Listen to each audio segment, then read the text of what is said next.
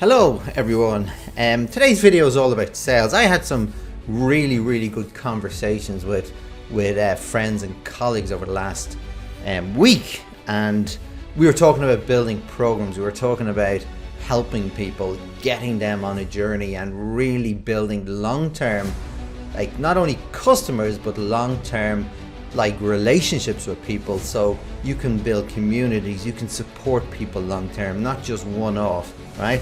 So with that, a few questions were coming out of the conversations, and I decided to put a video together to talk about some of the principles I build. Like when you get on the ground, there's many different ways that you can go through the process, but I always talk about, well, what are the principles and values you're going to bring at a helicopter view down onto the ground, so they help you define what you do and how you do it, which is just as important, right?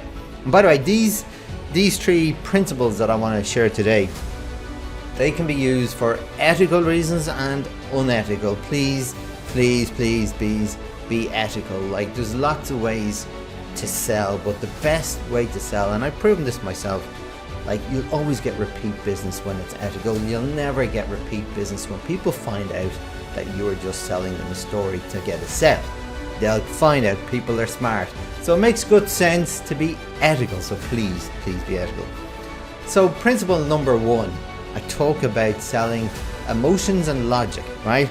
So people talk about, oh, emotions are better than logic, and that's all well and good. Yes, emotions do sell better than logic, but here's the thing. How about using emotions with logic together, right? So build the emotional relationship. There's so many products and services. People can choose from many different things by just looking online. What makes them buy off you is the emotional part, but then how do you turn the emotional into logic so you can bind the two and work together? So what does that mean? That probably sounds a little bit highfalutin, but here's an example, right? I worked with a customer a while ago. I won't tell you the name of the product because it'll tell you the customer, right? So we were building a sales process, and we were trying to build, well, how can we build value before the sale, as I always talk about, and how can we create that connection, that emotional connection? So we decided, when we got some calls, we would always, we were doing cold calls to get the meetings, and we were working on scripts, we were working on the best way to get meetings, but we would always define the meeting for a few weeks away, because we added another step in the process. When we were piloting this, we would send a sample of the product to the prospect at least a week before the meeting. They'd have it a week before the meeting so they could play with it. So when we were going into the meeting, there was a warm feel of it. They had a relationship. They were playing with it, and two things happened, right? One is we'd know very quickly if they were not interested, it didn't float their boat or it wasn't what they wanted, and that meant we didn't have to go any further in the process, so it was efficient in that regard. But the second option was if they liked it. So the first question my client was asking was, so tell me what you liked about the product. It didn't tell me how you felt about it, tell me what you liked about it. And if they liked it, they would talk really good. They were selling it to themselves. And eventually, over time, it made the sales process easier, the selling element of the sales process. And did everyone buy? No, but the conversions greatly improved because we were creating an emotional bond even before the meeting happened. And then we would have a logical process then, well, this is how it'll work for you going forward. So we combine the emotions and logic together. And many people would do this naturally, but we didn't leave anything to chance. We scripted this out in a process, and we were able to measure. When you measure, you can improve, and it worked really well. So motion and logic together will sell better. Okay, so that's principle number one.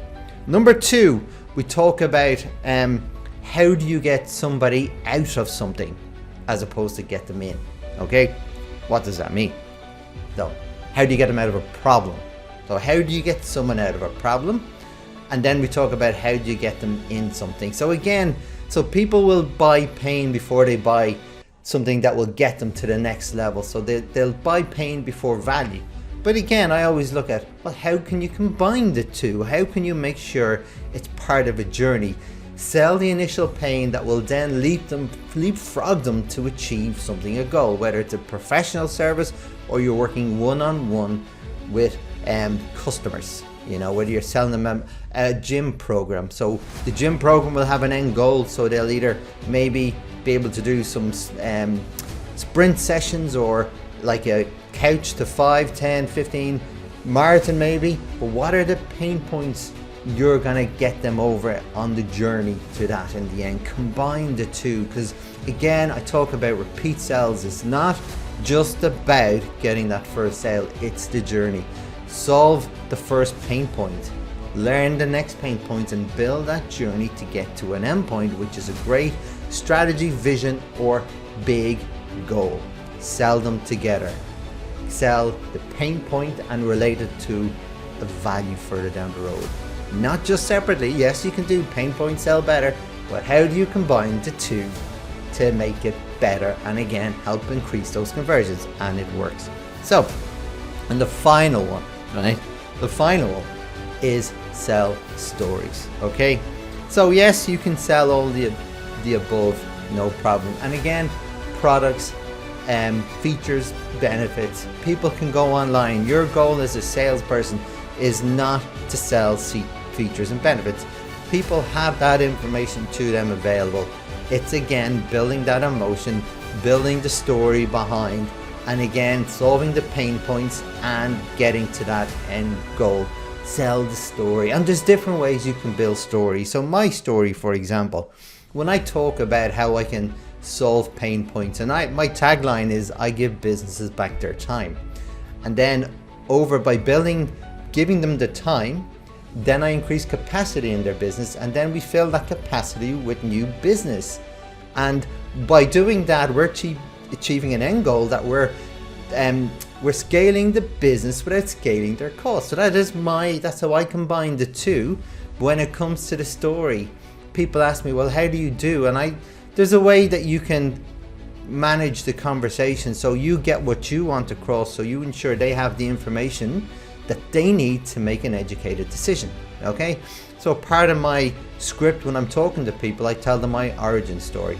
So I tell them I'm a Lean Six Sigma Master Black Belt, and I was consulting in every part of business, so I got to see every part of business and how to improve it. Then I decided to go out and build my own business, and combining my skills and using Lean Six Sigma to build a performance-based business, which was great until the crash happened in 2008. But then I really had to step back and leverage these skills. How could I find value in every core part of my business and then the customer? And then by definition, get rid of all the excess as best we can on the outside. So we were lean, we were really.